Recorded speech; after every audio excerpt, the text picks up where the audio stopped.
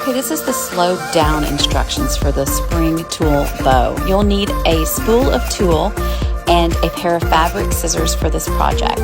The first thing you're going to do is take a piece of the tulle and put it between your thumb and your hand. Wrap the tulle around your hand multiple times until it's to the thickness you desire.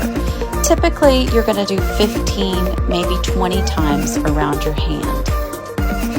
Then you're going to take a separate piece of tulle that you cut and stream it through the bundle that you have in your hands, just like so.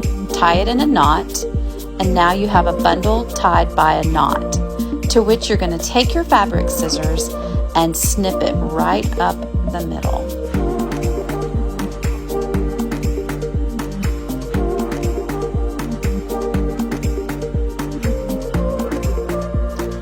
Then you're going to take your bundle and hold it like a bouquet of flowers in your hand, just like so. Then you'll take your scissors and trim the top to your desired size of bow.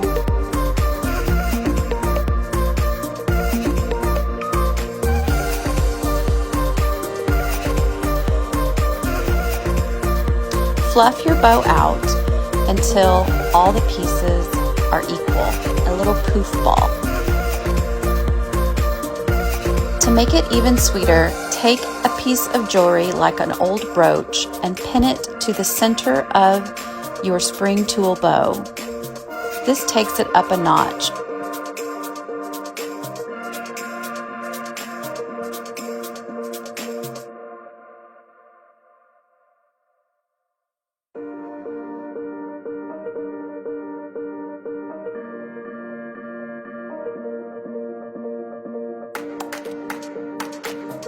You can also choose to hot glue a stone onto the center of your bow, giving it such a cute look. Now we have two separate bows that we can use in floral arrangements, on gifts, or just anywhere you think a spring tulle bow should go.